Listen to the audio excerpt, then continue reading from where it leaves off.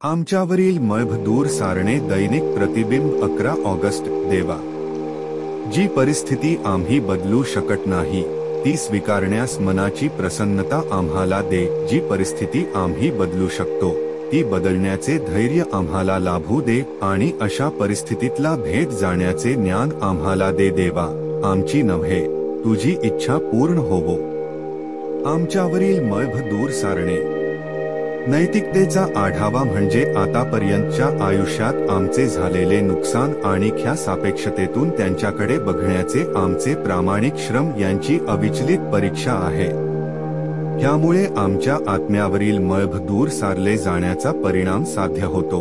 भावनिकता जी अजूनही आम्हांला घायाळ करीत असते आणि आम्हांला दाबून टाकीत असते. एस बिल सीज इट पान 140.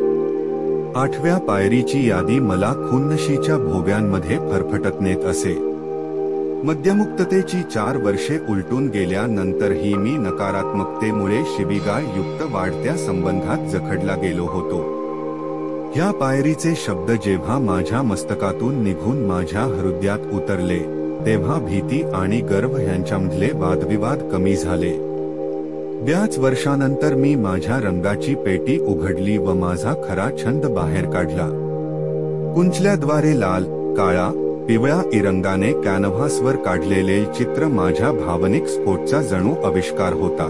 त्या चित्राकडे बघताच आनंद आणि सुटकेचे अश्रू माझ्या गालावरून ओघळले. माझ्या आजारामुळे माझी कला मी हरवून बसलो होतो.